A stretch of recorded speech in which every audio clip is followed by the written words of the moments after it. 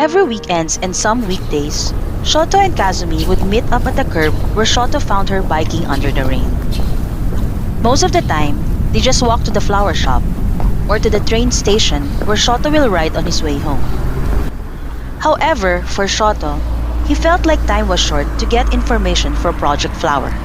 Then what we need right now is more information. He did not know how to start and continue a conversation, so he ends up just listening intently on all the voluntary information she would tell and took note of everything. But every night as he gets home, he felt the need to dig deeper and faster if he wants to finish the project sooner. So one time, he invited her for dinner. "I'm hungry," he said. "Well, what food are you looking at?" Kazumi asked. Soba, cold. Why did I even ask? I know it's your favorite, but do you want to try something different? Yeah, sure. But let's have soba today. Then it's your turn to say where to eat tomorrow. Shoto felt proud of himself for saying that at the spur of the moment. This secures his extended time spending with her. "That sounds like a plan," she beamed. Shoto panicked, thinking that she saw through him. "No, I didn't plan it." "Huh? What are you talking about? Are you plotting on something?" Kazumi joked. "No, I just meant we could take turns in choosing what to eat." Kazumi chuckled. "Chill, I only meant that it sounds like a good idea." "Oh, I see." He relaxed. "Come on, there's a place nearby. Plus, I do part-time job there every Saturday," she said and grabbed his hand casually. She dropped it as soon as she held it. She was so excited to eat with him for the first time that she wanted to drag him right away before he changes his mind. "Another job?" he asked. Kazumi laughed awkwardly, thankful that he didn't notice anything about the holding of hands. "I gotta survive, you know." When they reached the park, there were various food stalls, and in the middle were a lot of tables and chairs for the diners to eat under the open sky. She brought Shoto to the soba stall. The male vendor greeted Kazumi. "Hello, kid." "Hey, Minsuya-san. 2 cold sobas, please." She ordered, then faced Shoto. "You want it with poached egg and tempura?" "Okay." "You heard the man," Kazumi told the vendor. "Good thing you're early, because you won't have time to eat later, boy. We're expecting a lot of people today due to the bazaar that opened on the other street." "What kind of work you do here?" Shoto asked her. "I pick up the food for most of these stalls and serve it to the diner's table, so they could just wait comfortably while sitting." Shoto nodded in understanding, then took a slurp of his soba. This tastes good." "Huh, thank you! The recipe of this handmade soba was handed down to me by my grandmother, who got it from her grandmother, who also got it from her grandmother," the vendor narrated, to which Kazumi laughed. "So this soba is from the 1800s? Come on, Minsuya-san. That's not what you told me last time. You said this was your original, and that you had to make 100 versions before you finally found the right one." "I like both histories," Shoto said with a blank expression. "See? I like this one, kid. You should bring him here more often." "Don't worry, I will." As soon as they finished eating, a bell from one of the stalls rang. Kazumi excused herself as that's her sign that there was food to serve. But before she dashed off, she looked at Shoto. This will only be during rush time. Maybe an hour? You could say a bit, right? You're not in a hurry to go home?" Kazumi couldn't hide the hopefulness in her voice. She liked spending time with him. She broke her name rule anyway. Might as well break some more for him. She had never felt anything like this with all of the people she crossed roads with, and that is saying a lot, because she had met far too many. But with Shoto, it was different. There was an air in him that just made her want to breathe in. She only had maximum 3 years in this city, and she wanted to make the most out of it. "I have plenty of homeworks," he started, but then he remembered this is schoolwork as well, so he added, "But I could stay." Kazumi smiled and then finally left. Oh, that's weird. Mensuya-san told Shoto as he gave him some hot tea while he waited. Shoto looked at him for an explanation. Sugimoto is a cheerful boy. Gets along with anybody. But he likes keeping to himself. He's always busy, doing all these odd jobs. He then looked at Shoto closely. You look like a rich kid. You don't seem to be one of the co-workers in one of those jobs he's been doing. Shoto disregarded his comment on him and asked, Where are his parents? I'm not sure. The boy is kinda new here, just a few months old. But from what I've gathered, he doesn't have one anymore, except for that ugly guardian. He then paused and watched Kazumi jump from one stall and one table to another. Well, he's doing pretty well by himself anyway. If only my son could be half as hardworking. Shoto looked at Mensuya-san, who seemed very proud of Kazumi. What more if he finds out that the Sugimoto he had been praising was even a girl who could actually do a man's job? Shoto also watched Kazumi and thought, what does Principal Nezu want from her? Aside from the disaster she caused on my clothes, she seemed like a harmless person. And to think, Project Flower was even considered red and classified.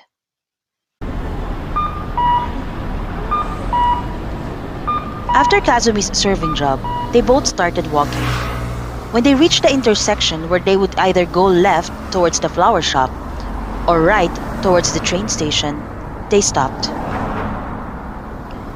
Kazumi was not sure if it's time to part ways, so instead, she just broke the silence. Hey, maybe we could do homework together. Shoto nodded, and at the same time, he unthinkingly turned left, meaning they will walk towards the flower shop.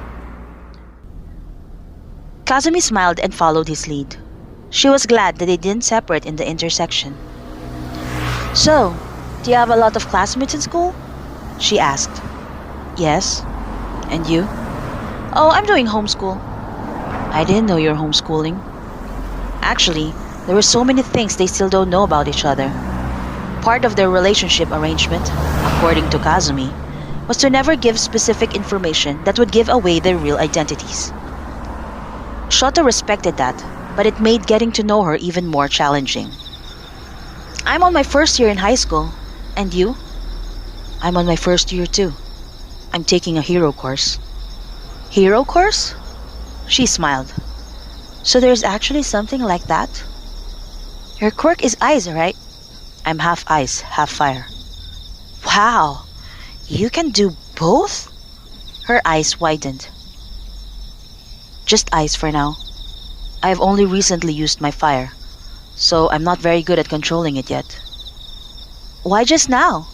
Was it something that just recently manifested in you? Is that even possible? Shoto looked at his left hand and answered. I've had it same time I got my eyes. But it's my father's quirk, and I'm not really in good terms with him. When I'm in battle, I never use my left side. You see, I'm going to show him that I reject his power, and I can take first place without using it. Kazumi absorbed his words, and she looked deep in thought. It is the same. True. But it's no longer his quirk, right? It becomes yours now. It's like getting the shape of your father's nose or your mother's eyes. It doesn't mean you shouldn't breathe or look. Shoto stared at her. It was the same thing his classmate Midoriya told him during the tournament. He really took his time realizing that fact, when even Kazumi, who was hearing his issue for the first time, already knew what he should have done a long time ago. Or maybe, that was really the kind of person she was, always looking forward, then stumbling on the past. He gave her a small smile. Yeah, you're right. Kazumi didn't miss it. She pushed her face so near to his to see a closer look and made sure she was not imagining it. Hey, you're actually smiling. She studied his smile thoroughly. How could one look more handsome, she thought. She found herself looking dreamily. Shoto got surprised at her sudden closeness. But he did not flinch nor push her away.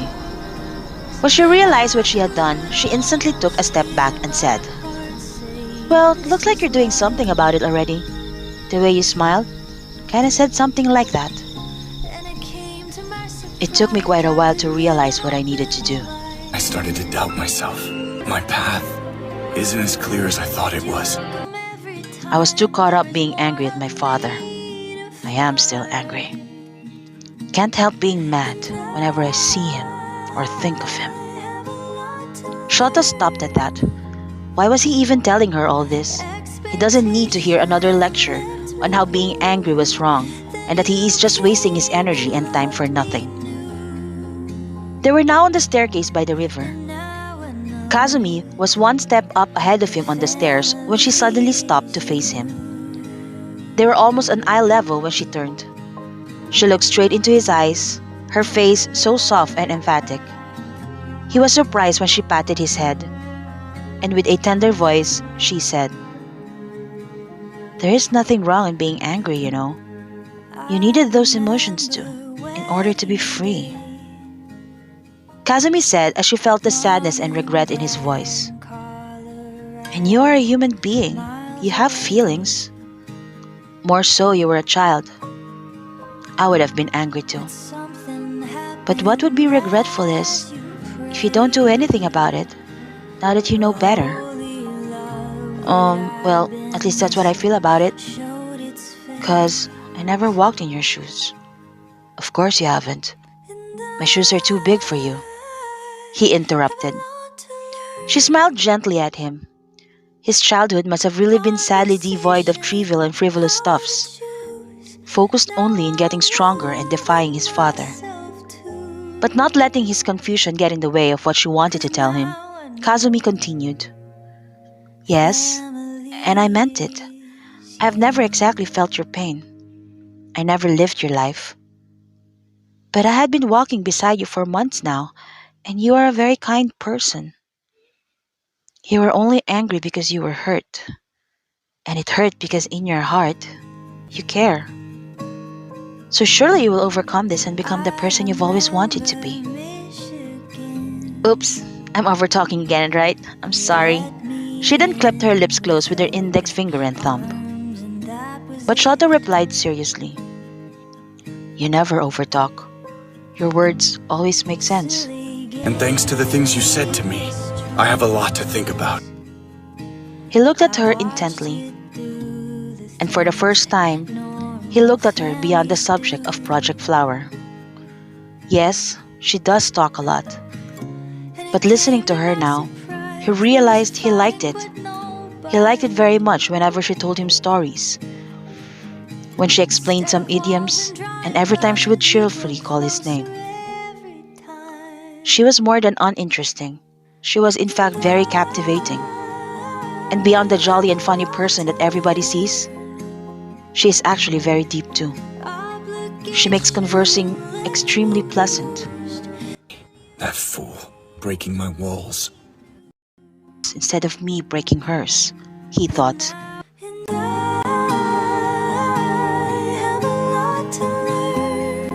She interrupted his thoughts by laughing. You know, I'm thinking, if I have a quirk, it would be to talk a person to sleep. "You're quirkless?" he said, not laughing back. "Yep. Perhaps that's also the reason why I'm not into hero and villain stuff," she said, not finding being quirkless as making her less of a person. "I mean, no offense to you. I know the sacrifices our pro heroes make, and I'm super thankful for that. I'm just not into the hype of it all.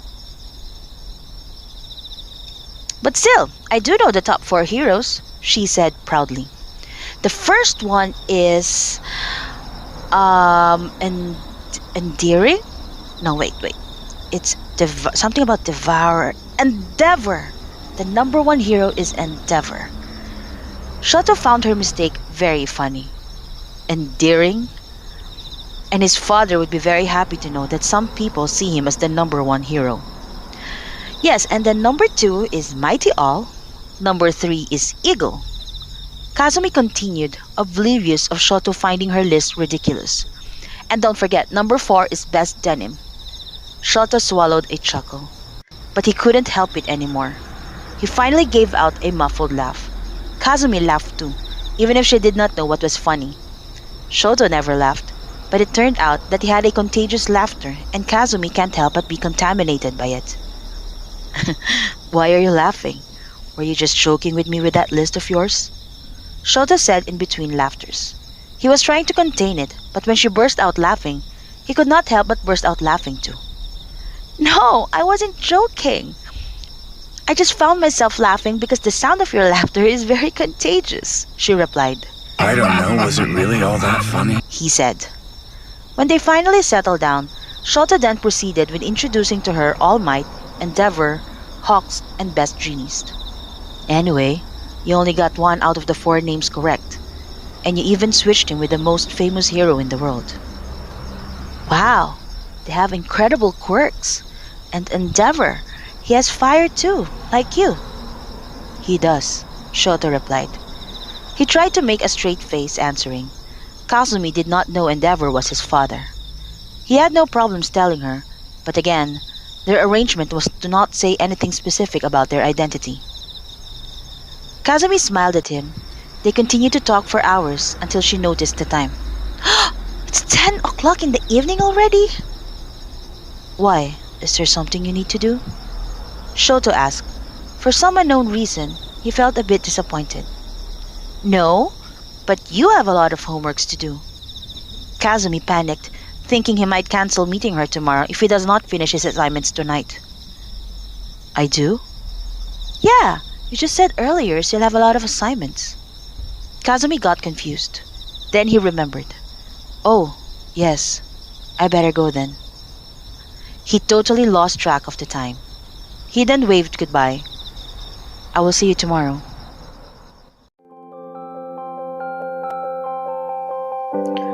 And so their tomorrows continued.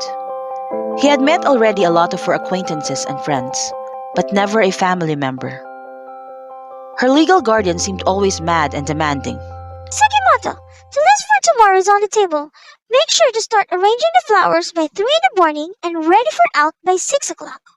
I'll be out the whole day, so I want the logbook filled up properly when I get back. Make sure to throw all the garbage. And wipe the glass windows too. Kazumi finished the sentence together with her guardian. She then looked at Shoto and laughed quietly. I know it by heart already. I don't know why she still needs to say it every single day. Kazumi then made a face but made sure that only Shoto saw it. For a moment, Shoto saw the teenager in her. A child playing a video game, then being asked to do house chores by an adult. Although hers were no ordinary house chores, these were actual work, and she was forced to do it in order to make a living. Her guardian said a lot of to-do stuffs, but never did she mention things like she left snacks for her or she should take some rest. Shoto also remembered when they bumped into the hospital for the first time. She was eating onigiri at noontime, explaining she had not had breakfast. He snapped at her to wake up earlier, and still, she smiled at him and even did a weird dance. If only he could take back those words, now that he learned she'd been starting work at 3 o'clock in the morning. He also met the twins, who do flower deliveries with her. They were older than them, probably 18 or 19 years old. They were very bulky, but very harmless. Write me a love letter, come on! The older of the two said, while all 4 of them were eating soba at the food stall one weekend. They sat on a square table and took one side each. You know, your girlfriend will end up falling in love with me if you don't start doing it yourself. Kazumi smirked, her chin resting on her right hand. Hey, Shoto, do you have a girlfriend? The younger one said. Kazumi's head shot from right to left toward Shoto, who was seated on her left side. She had been wondering, to be honest, but never had the guts to ask. I don't, he simply answered. Her heart danced at his reply. She had to bite her bottom lip to stop herself from smiling. Really? The twins reacted. Well, that expressionless face and scar of yours really give up a bad boy look. Maybe they're scared you'll break their hearts. Kazumi studied his face and replied, Bad boy look? I don't know. His scar actually kind of makes him cute, she said in a dreamy voice, her eyes staring at his scar, and a small smile formed on her lips. This time, it was Shoto's head that shot towards her. Why is she looking at me like that? More importantly, why do I like it that she is looking at me like that? The twins fell awkwardly silent and stared at her, quite surprised with her reply. Kazumi's eyes widened the second she realized what she said. She forced a laugh and swayed like a drunkard on the seat. Mitsui-san, the twins are making me drink alcohol again, she yelled. Shoto saw Mitsui-san roll a newspaper and hit the heads of the surprised and confused twins. I told you never to give him any alcohol. Wait till he gets 18. And he hit them again. The two twins did not seem to mind to be hit by the old man, and was in fact feeling guilty for something they did not even do, so they ran away to escape. A bell suddenly rang, giving Kazumi an excuse to leave. Oh, that's my signal. She then ran off. Shoto was all of a sudden left alone on the table. He looked at Kazumi's cup and smelled it. There was absolutely no sign of any alcohol in it. He did not want to assume, but he did hear her clearly and soberly say that his scar made him cute. He smiled by himself. Cute was the last thing he would ever expect a person to describe him and his scar.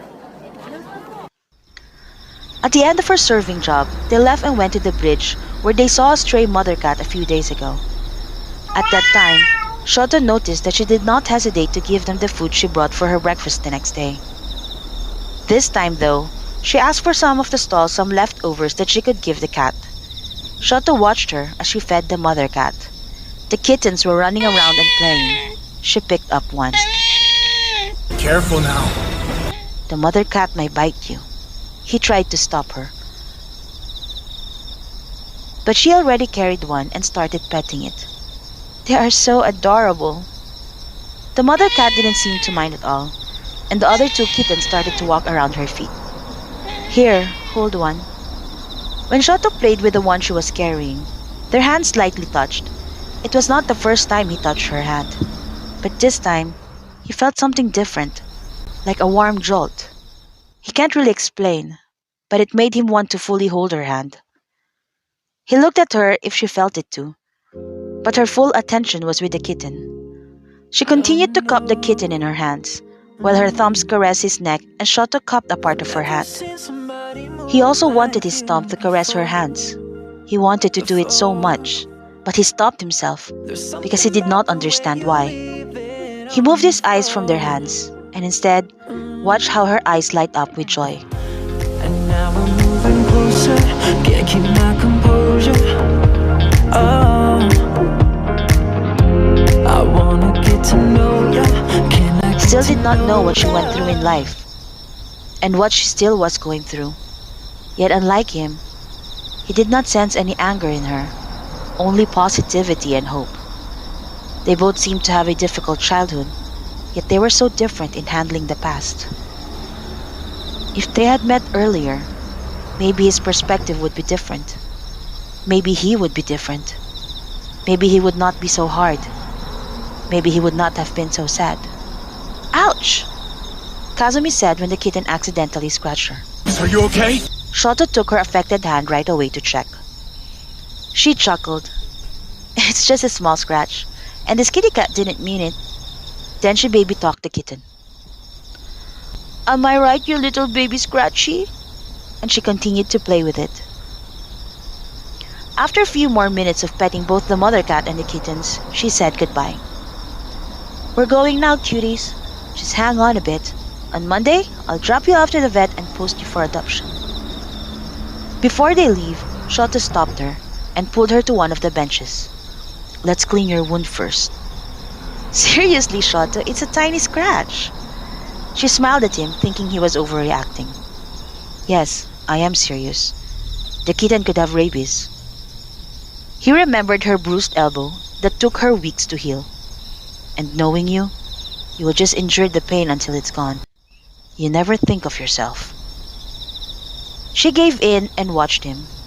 For someone who was trained to be tough for battle, he was extremely tender, afraid that his touch would pain her.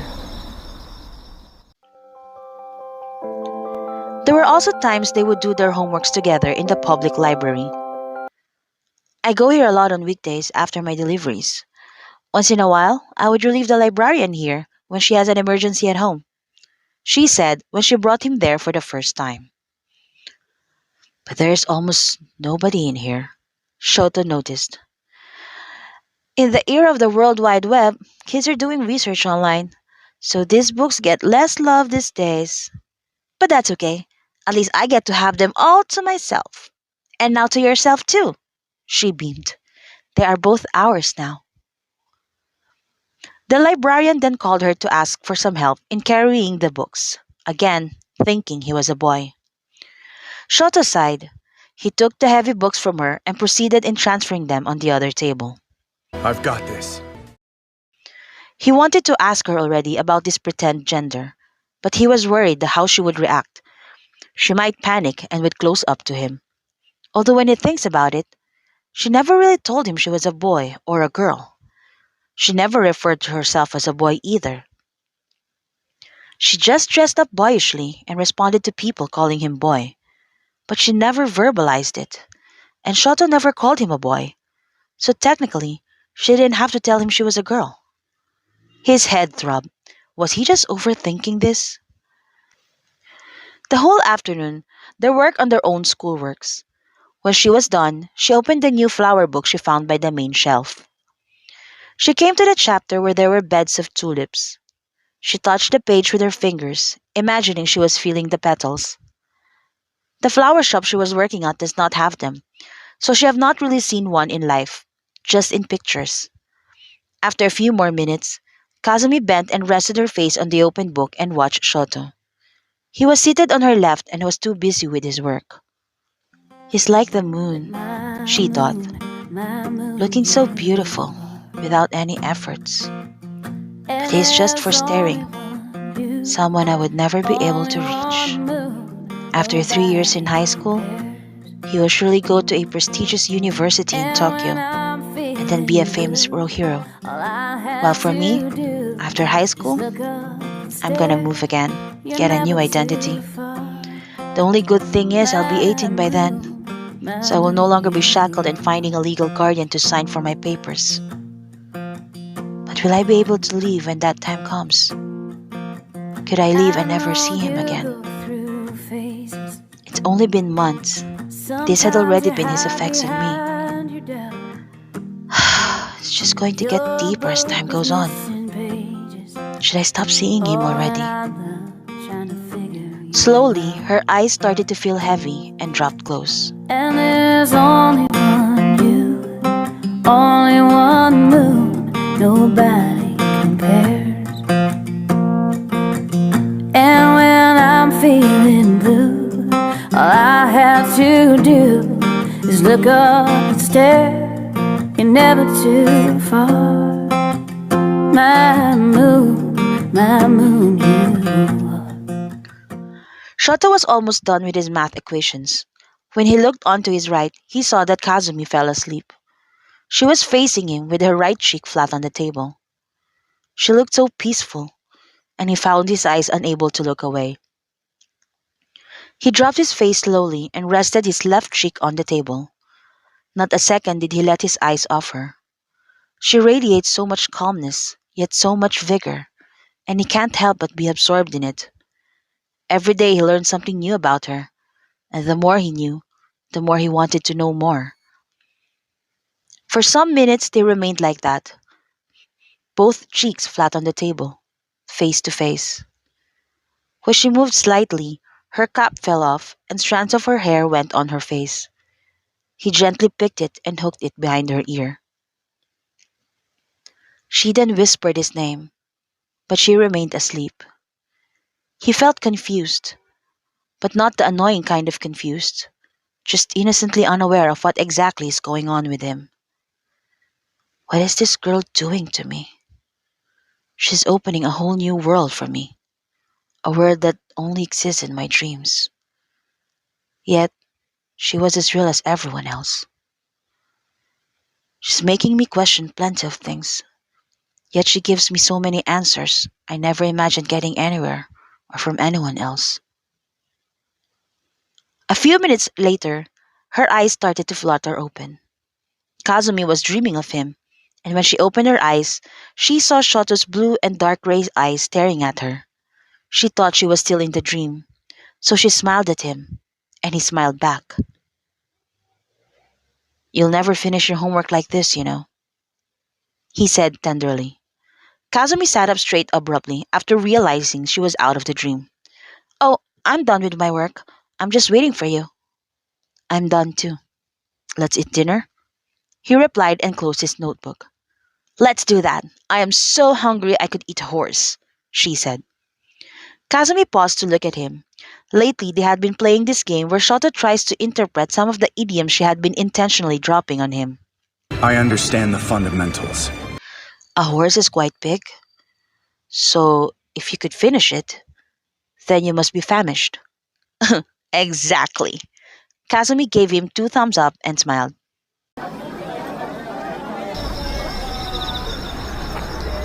After eating, the two started to walk back to the flower shop. They took another route again. Each time they walk, they always end up taking longer routes. They were not even aware of it, but that made them spend more time with each other. On this particular route, they came across a clothes store with a big sale sign outside. Can we stop by a bit? I just need to buy some gloves. Kazumi told Shoto and ran inside without even waiting for him to reply.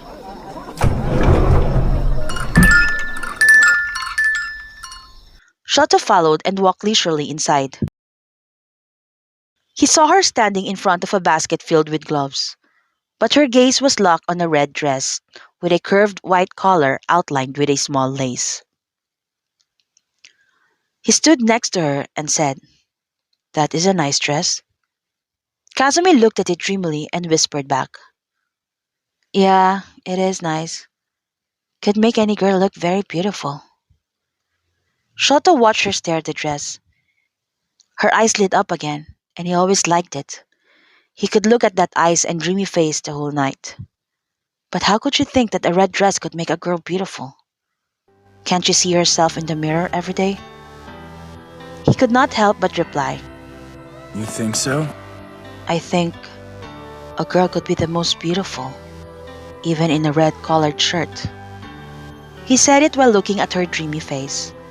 She was so hooked up with the dress, he was not even sure if she heard him. But she did reply absent-mindedly. Yeah, I guess, maybe. She then turned her attention towards the basket of gloves. Behind the basket was a full-length mirror. She saw her reflection and had to do a double look at her to confirm what she saw. Underneath her hoodie, she was wearing a red-collared shirt. She had to pause for a second. Was that intentional? To use a red-collared shirt as an example when he said those words? Was he trying out a figure of speech and he was using it the wrong way? Kazumi's heart pounded on her chest. She turned to look at him and he stared right back with that soft eyes of his. She tried to read him, but she ended up feeling like her knees would turn to jelly.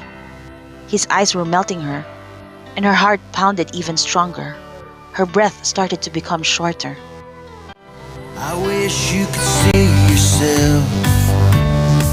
Just one glimpse through my eyes, so you could see what it is I see.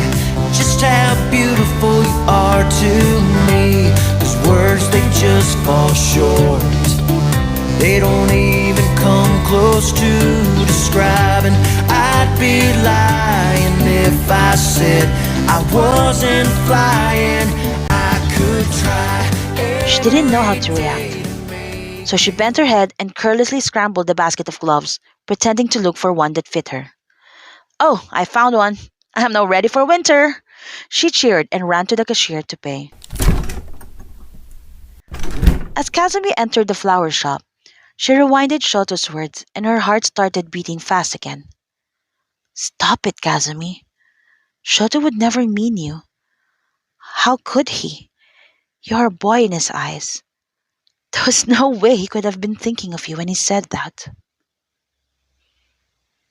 On the other side of the door, Shoto was thinking of what he said also back at the clothes store. Why did I say that?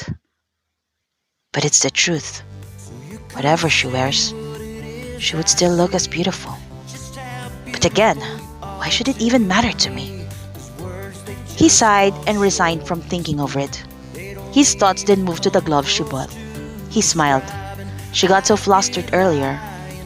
And he wondered, when will she notice that she bought a mismatched pair of gloves? Try every day to make you understand the way my heart, the way I feel when I'm with you. When I'm with you, there is nothing. A week before Christmas. Kazumi was reading the room numbers as she passed by the hallway of Fujiya Hospital. Room 309, 311, 313, room 315. Room 315 had been a client of the flower shop for years now, sending autumn flowers every week to the patient without any card as to whom it came from. And for a couple of months now, Kazumi had been assigned to room 315. She had become good friends with the patient there. Well, sort of. Patient 315 was very quiet, would only say a few words, but she listened patiently to Kazumi's cheerful stories and smiled at her jokes. She knocked. A frail voice answered. Come in. Kazumi gently opened the door. The patient in room 315 was seated by the table when she entered. She was a beautiful lady with long white hair. Her features reminded her so much of her own mother. She remembered when she saw her for the first time, she almost called her mom. Hello, boy. Hello, lady-san. They greeted each other. Despite being acquainted for months now, they still call each other boy and lady-san. They never exchanged their real names, and they never talked about specific details about themselves, too. Obviously, it was Kazumi who led it to become that way, and room 315 didn't seem to mind the intimate, yet unconventional friendship. Shall I do the honor of arranging your flowers today? I would love that. Lady San smiled. Kazumi stared at her face for a few seconds. Wait, something is different with you today. It was the first time that Kazumi saw her smile that big. My youngest son visited me again the other day, Lady San said. He seemed to be visiting you quite a lot, she replied as she arranged the flowers. Mm-hmm. That day, he asked me to help him with something, and it felt really good to be needed by him. Kazumi stopped what she was doing and sat beside her. She decided to listen to her intently. It was not every day that she would voluntarily tell stories about herself and her family. Until now, she did not even know why Lady San was admitted in the hospital. She seemed fine to her, except for the deep sadness that she exudes. He wanted to make a bookmark made of dried flowers and of clear resin. I guess he remembered that when he was young, we used to do a lot of crafts and arts. Lady San smiled, probably remembering those days. And you know what made me even happier? He said he will gift it to a girl because he wanted this girl to smile. Lady San said. Kazumi cannot help but smile for her. My son is connecting with other people now. I was so afraid that he had closed himself up from others and the world because of how hard I made his childhood. She then looked at the photo which Kazumi did not initially notice that she was holding. Oh, my Shoto. Shoto? Kazumi almost fell off her chair. Lady Zan looked at her and said, Yes, that's my youngest son's name. Then showed her his baby picture. Kazumi took it. It was definitely her Shoto, but without the scar on his face. She was shocked. So he gave me his real name after all. I knew it.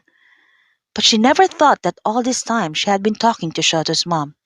She never made the connection. But she should have, although there was no trace of red hair in Lady San's head, but they shared the same white hair and the same dark gray eyes. No wonder he was always at this hospital. He had been visiting his mom all this time. She did not tell Lady San that she knew Shoto. She will, but not now. After knowing his mother, she realized that Shoto's childhood is even more difficult than she thought. She still did not know the exact details, but to have so much anger with his father, and his mother was away from him while growing up, gave her more understanding on why he was so disconnected at first. As she left the hospital, she still thinks of Shoto. Her talk with Lady San gave her a roller coaster of emotions. She was shocked over Lady San being his mom. She got sad of how alone he was growing up, and a bit of happiness because Shoto is his real name, and annoyance. Huh, not because he gave me a real name doesn't mean we're good, she talked to herself. Giving a girl a handmade gift made her really irritated because now the gift becomes even more personal. She gritted her teeth in annoyance. On the morning of Christmas Eve, Kazumi's list of flower deliveries were so long. Make sure to finish them today, Kazumi's guardian yelled as she went out the door to meet and celebrate with her friends. We'll go ahead with our assignment now, and if we don't catch you, then Merry Christmas to you, bro, one of the twins said. Yeah, Merry Christmas to both of you. As the two head out, Shoto came in. Hello, he said. Shoto! She was so happy to see him that she had forgotten her petty annoyance over this girl that he wanted to smile. Shoto smiled at her reaction. What are you doing here? I'll be out in a few minutes to deliver flowers. Which means I'm going too. Join me? Yes, I can read a list of addresses and I can ride a bike. I could help you, then you will finish earlier, he said. Well... Kazumi looked at her list with multiple deliveries in just one building. Having two of them would really make things more efficient and faster. His offer was really tempting. Don't worry, it's going to be a piece of cake for me, he said. Piece of cake? Did he just utter an idiom? Hey, did you just... I did. So, what are we waiting for? Kazumi took the offer. She grabbed the extra bike at the storage room and placed a bunch of flowers in his basket. Together, they biked the streets of Tokyo. He seemed a bit awkward at first, but just a few blocks after, he was already a natural. He looked like the day he walked under the rain, aloof at the beginning, then smiling as time went by. Kazumi even thinks that sometimes Shoto was forgetting that they were working because he looked like he was enjoying it too much. He looked free, and she can't help but smile with him. Oh, when I see clear skies, nothing but sunshine and blue. Oh, I see clear skies, and another nice day with you. Oh, I see clear skies, and a peace I never know. Oh, I see clear skies, and another nice day. A little with after you. 5 o'clock in the afternoon, they finally finished everything. They sat by the park to rest. Despite feeling tired, Shoto felt alive and full of zest. He closed his eyes and inhaled the freshness of the snowy breeze.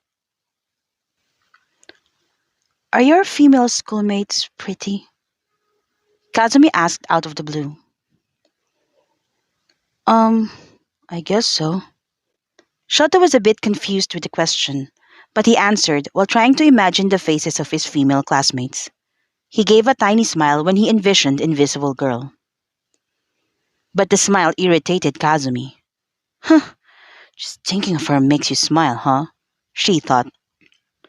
She decided not to ask him further questions, as she didn't want to ruin her good mood. When they got back to the flower shop, Shoto just stayed for a few minutes, then bid her goodbye. He did not even greet her Merry Christmas. He probably forgot. Her legs were throbbing, but she felt happy, remembering him doing deliveries with her. By 11:59 p.m., she heard a knock by the front of the store. Who the heck will knock at this time? I'm coming!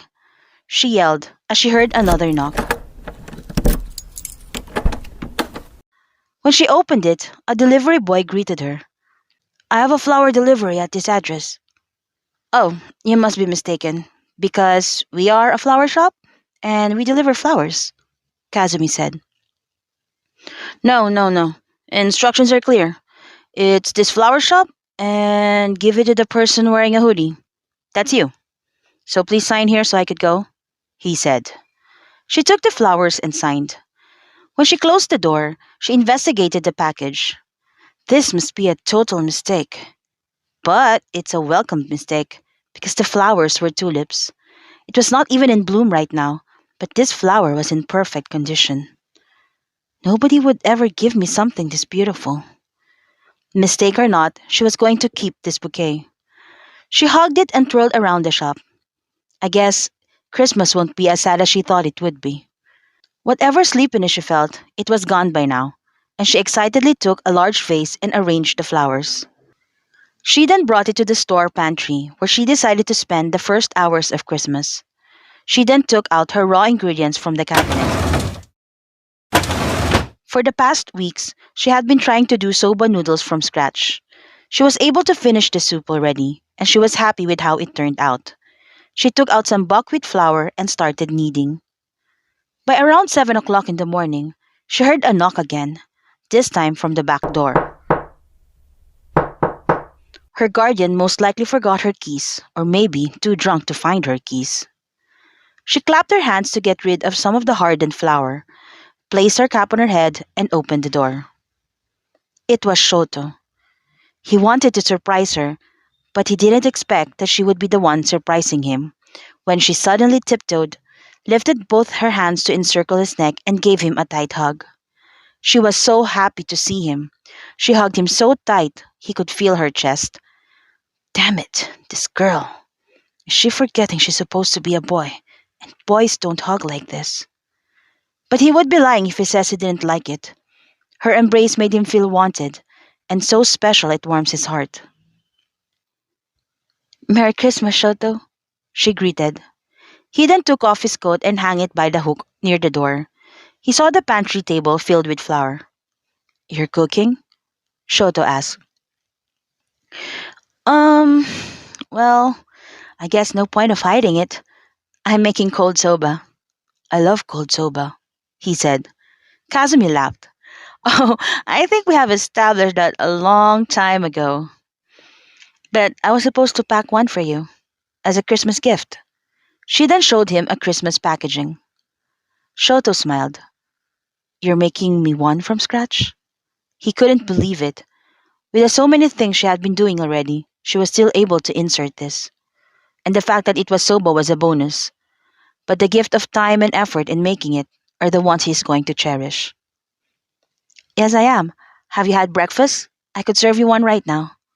I would love to. And he meant it. Kazumi cleaned the dining table, then prepared him a cold soba.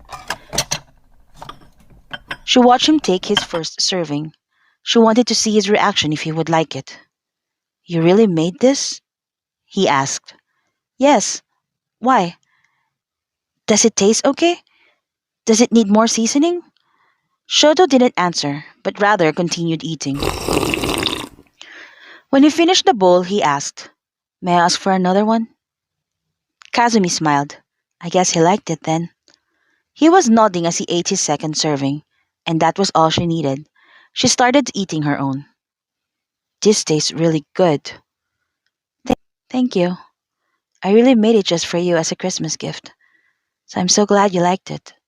She replied softly. Thank you. I am very happy with this gift. But what? Kazumi readied herself for the critic. Can you not just make it on Christmas Day? He requested. Kazumi was relieved to hear that. Of course. Shoto then stood up. He took a box from his coat and gave it to Kazumi. Merry Christmas, Kazumi. He finally greeted her. She opened the box carefully. Inside was a well-crafted bookmark. There was a single flat tulip immersed in a thin rectangular clear resin. She smiled as she touched it. It was so beautiful. The tulip was floating inside. The color was so bright and perfect, and it is now immortalized for her to look at every day. Shoto smiled looking at her. He always likes it when her eyes lit up, and he liked it even more if he was the one that caused the fire in her red eyes. He must have surprised his mother when he asked her to teach her how to make the bookmark, and he was glad he did. Kazumi's reaction in seeing it was all the Christmas gift he could hope for. But little by little, her eyes started to widen, and slowly she turned her gaze at him. "What's this?" she asked. "It's a bookmark." "I know it's a bookmark, but why are you giving me this?" "Because you love books, and you love tulips," he replied. Is he teasing me? She thought while trying to read him. Kazumi looked at him, and the words of Lady San echoed in her head. He said he wanted this girl to smile. I am the girl? She thought, not believing everything that's happening right now. So many images came to picture. When they briefly held hands, when he talked about the red dress, it was a collage of memories with him. She looked at him and he just looked back at her, always with that soft eyes of his. The tulips on the table behind him also came to focus. He had that delivered too? So all this time he knew I'm a girl? She didn't know what to feel first. She was so touched by his gestures and gifts, and yet cannot overcome the fact that he knew she was a girl all this time. Long minutes of silence passed, but Shoto was patient. Finally, Kazumi was able to talk. I'm a girl. Yes, you are, he replied in as a matter-of-fact tone. Kazumi almost fainted. How long have you known? She whispered. Since the first day I met you, he nonchalantly answered. Since the first day? She repeated his words and collapsed on the chair next to her. She closed her eyes with her fingers, doing a circular motion on her right temple, massaging the headache that's slowly forming in her head. When she opened her eyes, Shoto was smiling widely at her. You are finding this amusing, aren't you? She accused. Well, your reaction is quite amusing. She shook her head in disbelief, and finally she laughed. Shoto laughed with her, and they had the same round of contagious laughter like the last one they shared. How come you never told me? How come you never told me? He asked back. She laughed again, and he laughed back. And both in their minds they thought Christmas had never been filled with so much laughter before. After you, I know I'll never be the same. So caught up and I don't wanna look away. In the evening of the last day of the year, Shoto brought her to one of Tokyo's tall buildings. The elevator, though, didn't reach the last 10 levels, so they had to climb the stairs. Shoto, this is turning out to be a workout, Kazumi laughingly yelled. 10 levels of staircase is nothing to Shoto's daily routine as a hero student, so he scooted and asked her, You want me to piggyback you? No, I'm good, Kazumi said. They may have gotten even closer now that her gender was an open book, but it made her more conscious of their physical closeness as a boy and as a girl. Finally, they reached the top. It was worth the climb, Kazumi thought as she looked at the 360-degree skyline of Tokyo. The sun has set and winter breeze has turned her cheeks to red. So magnificent. Shoto watched her eyes lit up again, and he couldn't help but smile. She was the one that looked magnificent to him. I always spend my New Year's Eve here since elementary. The view of the fireworks later are very impressive here. Oh, I bet it does, Kazumi said. Just now, it already looks impressive. She walked around the rooftop and admired the scene. There was so much to see from up here, and Shoto gladly gave her a tour of the things he had seen from there for over the years that he spent in that place. Kazumi had never heard Shoto talk so much and with so much excitement. Perhaps because this was his safe place, a place where he could let himself out. Shoto never imagined sharing this place to anyone, and yet here he was, bringing Kazumi. Shoto hid himself here when he wanted to get away from the world. No one bothered him here, and the world was his, even if it is just in this place. As midnight comes nearer, the breeze got colder. Kazumi tried to tighten her scarf and lowered her hoodie to her forehead. You must be really cold. Take out your gloves. Shoto smiled as he remembered the reason why she was wearing a mismatched pair. She removed her gloves as he said. He then massaged both her hands with his, transferring some of his heat. He then made her clasp her hands together before he enveloped them with his. His warmth was so comfortable. His hands were so much better than her gloves. I want to show you something, she said, and slowly stepped back a little. I'm due to cutting my hair and dyeing it red, but before I do that... As soon as she finished saying it, she took off the hoodie and the cap from her head and let her hair down. It was not that long, but it reached her chin already, and the natural silver hair grew from the roots to the top of her ear.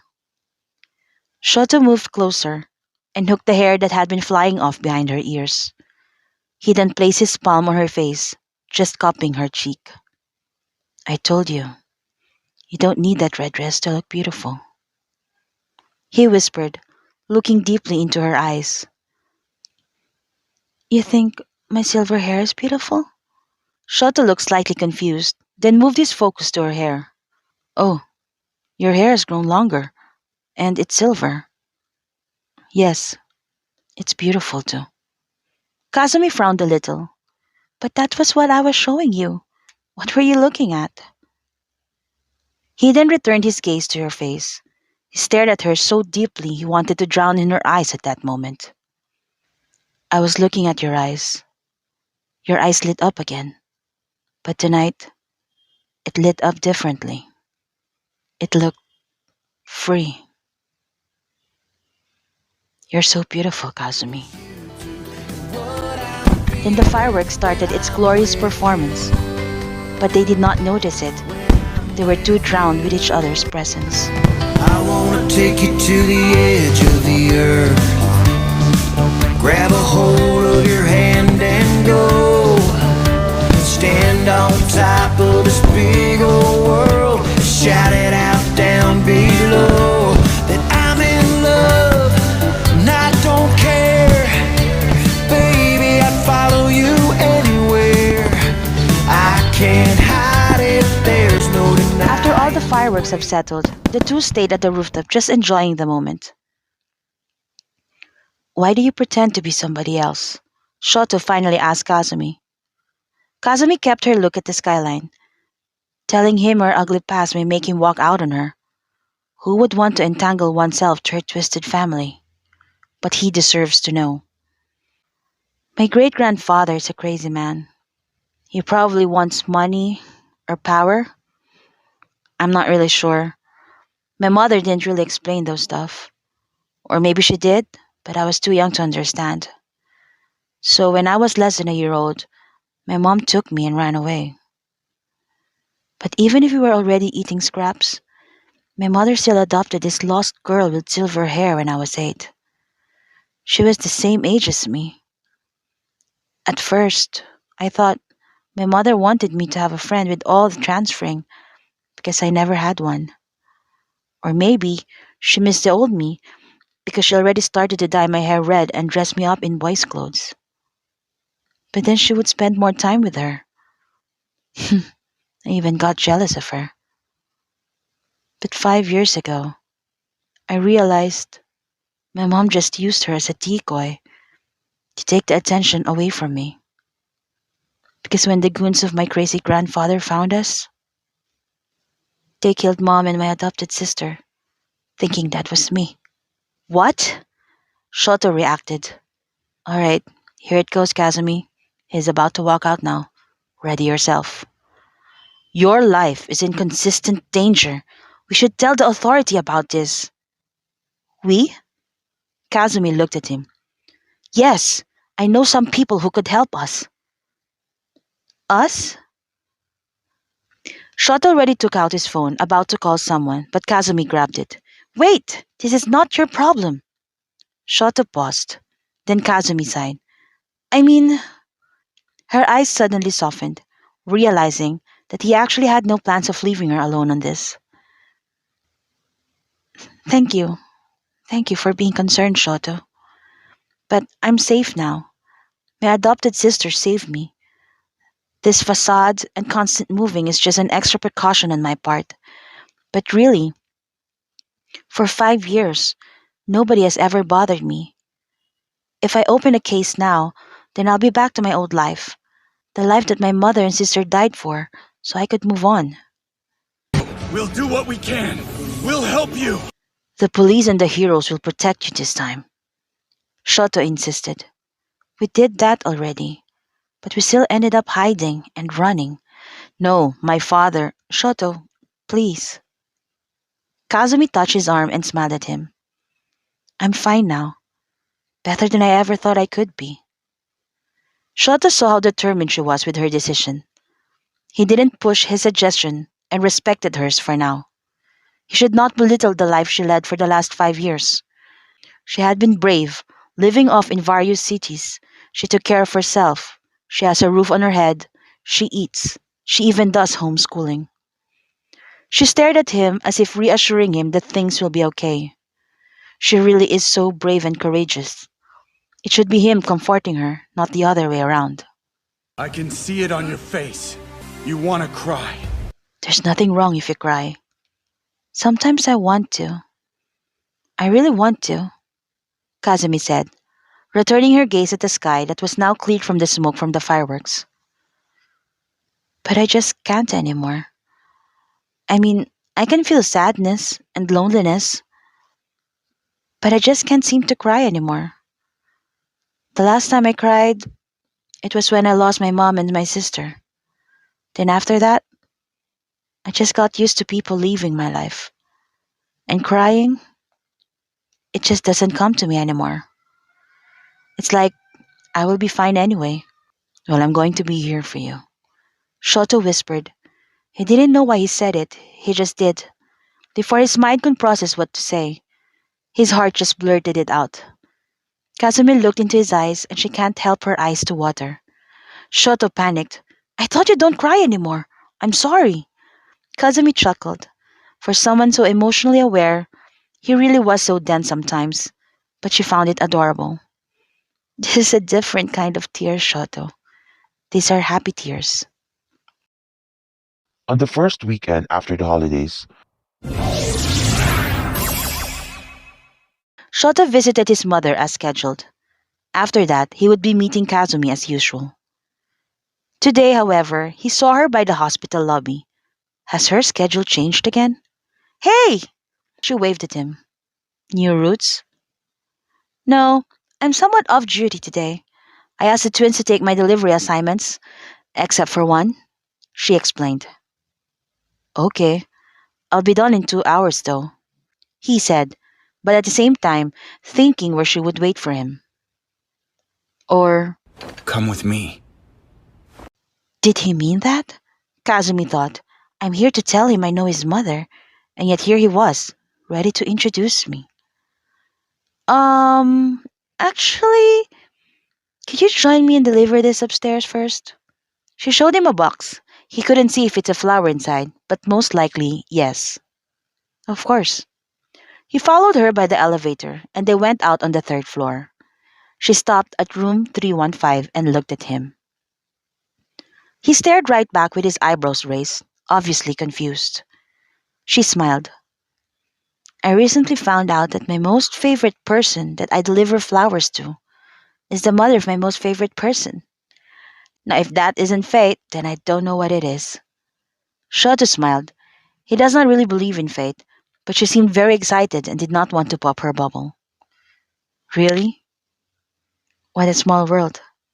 Hang on a second. Does my mother know you're a girl? He asked. She shook her head. I really want to tell her since you know, but I didn't want to give her a heart attack. So what do you think? Better not. Kazumi sighed. Okay, so I guess today won't be a full-blown revelation as she initially hoped to be, but she trusts Shota's judgment and knocked. Shoto entered first. His mother's eyes beamed at seeing him. Shoto. Hello, Mom. Then Kazumi peeked from Shoto's back. Hello, lady-san. Oh, hello, boy-kun. As Kazumi walked past Shoto, he grabbed her cap and let her uncut hair fall. Shoto! Shoto! Lady-san and Kazumi both yelled, but after a few seconds, the two females ended up staring at each other. Lady-san, I can explain. Kazumi started. Shoto casually took the box of flowers from Kazumi and walked towards the desk. I never intended. It's just that people assumed, and I just didn't correct them. And uh, I don't really know where to start. Kazumi gave up. Shoto laughed. He had known her as the girl who cannot stop talking, and now she doesn't know what to say. That's new. Your laughter is not helping me, Kazumi complained as she watched Shoto take out the flowers from the box, totally unconcerned on her facing his mother as a girl. You're the one who told me not to tell her. Then why grab my cap? She walked towards him to make sure she get his full attention. She peeked over his shoulder trying to make him look at her. I guess I won't be making you soba ever again. She threatened him, and that got his attention. He turned to face her. Hey, that soba is innocent. Oh, let's see about that, she argued. They finally heard Shoto's mom give a small laugh. Wait, you know each other? Shoto halted what he was doing. He was a bit shocked. He had never heard her laugh. She had been smiling a lot lately, but her laughing was something else. Yes, we're supposed to tell you everything, but he was speaking on me, lady-san, Kazumi said, doing a full turn and walked back towards his mother, her voice suddenly becoming all soft and nice, as if asking her to take her side. Kazumi didn't seem surprised with his mother laughing. Could it be that she had been making her mother laugh before? And unknowingly, Kazumi had been helping his mother get a bit better every day. Maybe we could stop with the lady-san and the boy-kun now. My name is Ray. His mother smiled. Hajime mashite, Ray-san. I'm... Shoto calls me Kazumi. Shoto noticed the hesitation, but he was happy that she gave her his name. Hello, Kazumi. That is a very pretty name. Kazumi smiled sweetly at Ray.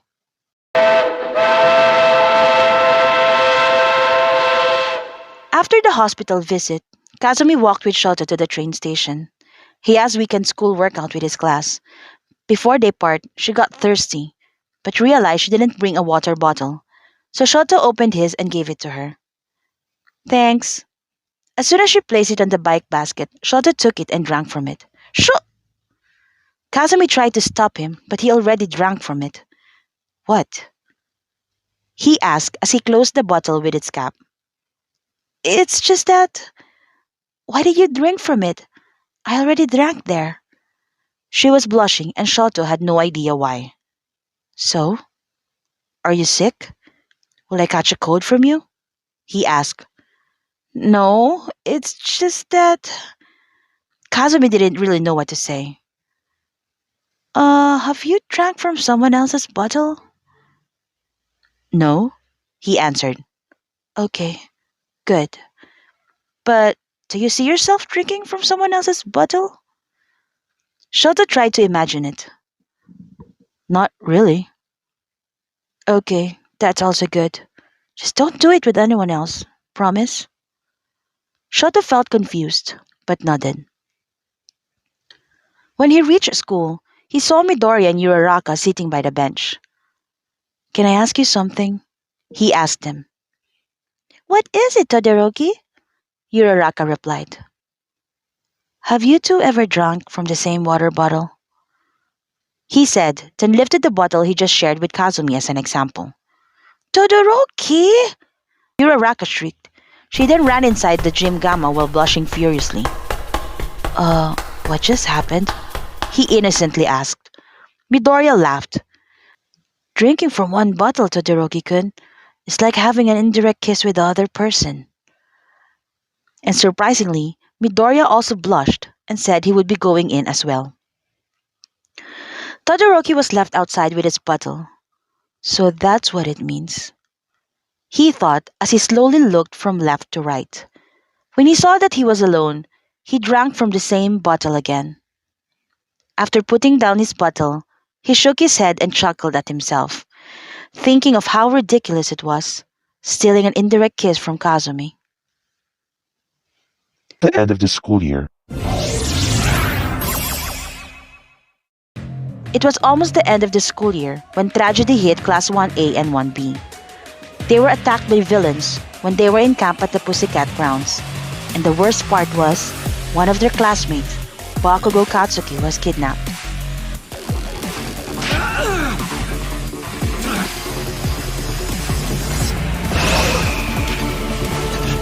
Checkmate. Shoto felt bad that he could not save him. He was within his reach, but still he lost him right in front of his eyes. He wanted to save him now. His classmates wanted to save Bakugo too, but they were all hesitant. And nobody could blame them. They were not allowed by law, and they were, after all, still students. Kirishima, though, was very sure that he wanted to go get Bakugo. They both talked to Momo and Midoriya, and if they were going with them, then it's going to be tonight. He should be preparing mentally for that night, but he found himself going to Kazumi. Her bike was not in the alley when he reached there. He sighed, thinking he should have called or messaged her at first. But he really didn't even know why he went there in the first place. It was like he felt he needed to tell her and hear her thoughts about it. What they were going to do was somewhat selfish, because it would only feed his guilt, and also because Bakugo was not just some random person. As weird as it looked and sounded, he was a friend as well. He was about to leave when Kazumi called out, "Hey, Shoto!" She was walking with her bike. "This is a surprise?" She smiled, but it faded when she got near and saw his face. "What's wrong?" He told her what happened. "That was your class in the news? That's horrible!" she exclaimed. "It is, and I know what I want and need to do, but we're not legally allowed to meddle." "Well, what does your heart say?" We're going against everyone's wishes and being completely selfish by doing this. Aren't we trying to be pros ourselves? Does that mean that it's right for us to do nothing at all? "I am a friend and a hero," he replied. Kazumi said nothing, but she raised her right hand and gave Shoto a clenched fist as a way to motivate him. Seeing it, he felt a lot confident now. There were no more stains of doubt in him, and that allowed him to focus. "I just wish I could be of more help, though. But me, being quirkless and having no idea in hero work, I will surely end up being a liability to you." "Oh, but you are more help than you think you are," Shoto replied. She smiled and nodded. "You'll be a great hero, you know that."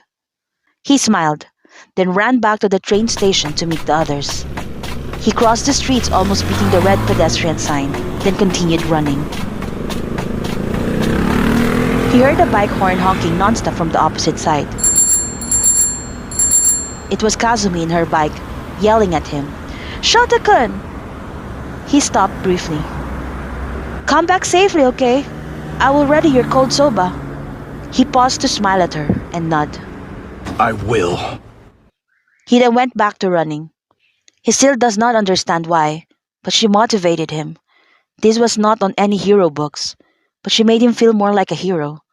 And her telling him to come back safely and that she'll ready a soba for him sent such a warm feeling. It made him want to come back right away.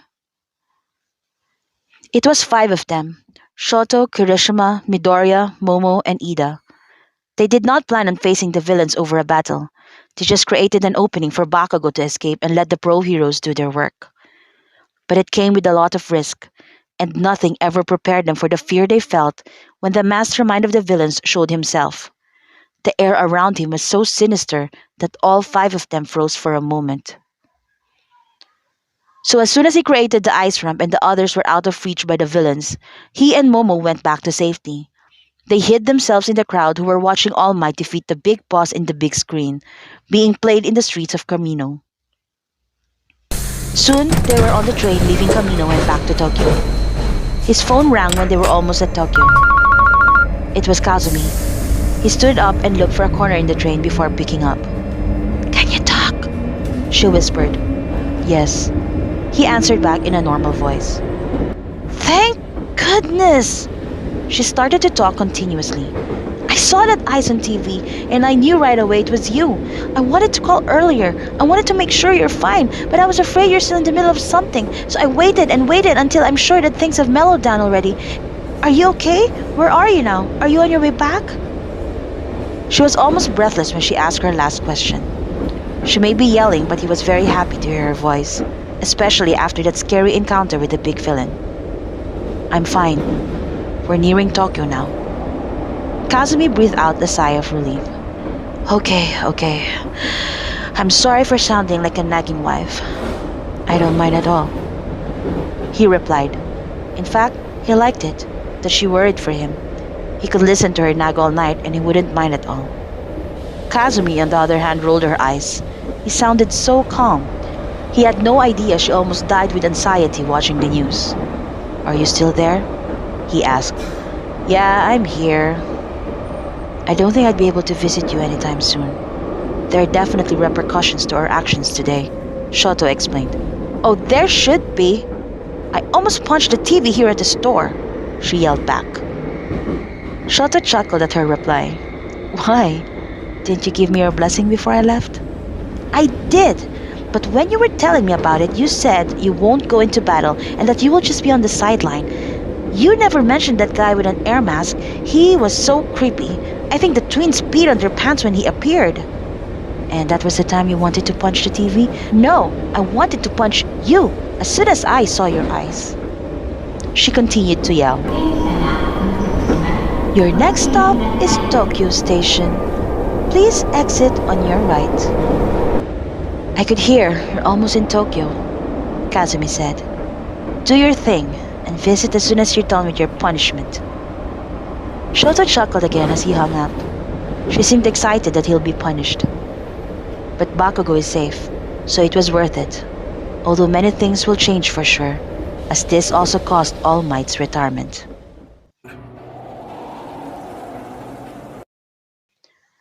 After the Camino incident, UA followed a dorm system, and Mr. Aizawa was disappointed at them all, for the 5 who disobeyed him and for the rest who knew the plan but didn't stop them. You 5 are the ones who broke the rules and went to rescue Bakugo that night. Good thing he expelled no one and welcomed them to their dorm. It was a new setting for Shoto, but it was not imprisoning. They were free to go in and out of school, especially on weekends, as long as they are in their dorms by 9 in the evening. That weekend had been allotted to them moving in and fixing their rooms. He had not seen Kazumi for days. He was not able to call or message her either. As part of the 5's punishment, their phones were confiscated and were on house arrest. But today will be the last day of their suspension. On the dawn of Sunday, he woke up with a sudden bad feeling. He was not having a nightmare, but he felt like he was choking. He checked the time.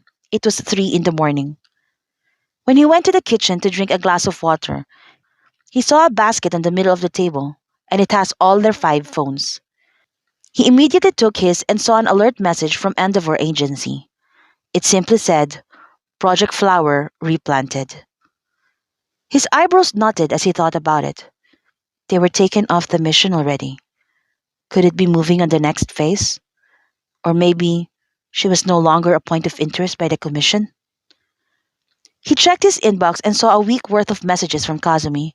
Her messages all sounded worried. He did not have the chance to tell her that he got detention. Before dialing her number, he hesitated and thought about the message saying that the project has been terminated already. It means he had to drop everything as well. But he needed to hear her voice. He debated for a few more minutes, but he could not help it. He dialed her number. But her phone was unreachable. He found that unusual. She should be well awake by now. For some unknown reasons, he started to browse the internet. At the most recent post was a fire incident on a stretch on an alleyway in Tokyo. He recognized it as the alleyway where the flower shop was. His heart suddenly felt heavy. He changed his clothes and dashed to the door. On his way there, he kept calling her, but it was not successful.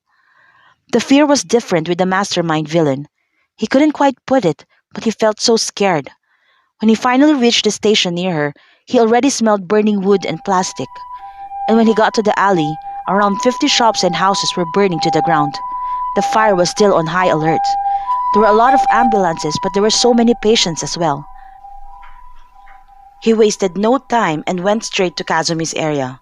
There was not enough firemen for the many victims that still needed help. He tried to get in, but he was stopped right away. No one is allowed beyond the yellow line. Shoto scouted the area and found an opening near the flower shop. He used his quirk to shield him from the intense heat. His heart pounded so fast when he saw an arm under the rubble from what used to be the flower shop's reception area. Kazumi! I've got you! He yelled and dug her out. Her skin and hair were being scorched by the embers of the burnt woods.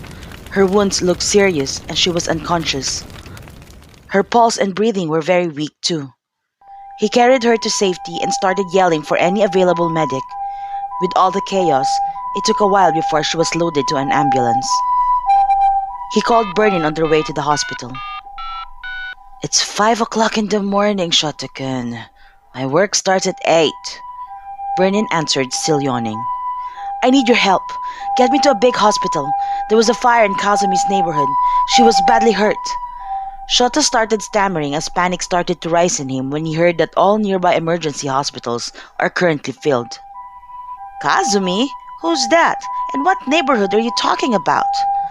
Burnin was totally awake by now after hearing the sirens at Shoto's background. Sugimoto Hanata, Shoto clarified. Project Flower? Why are you even there? Our mission in that was already terminated.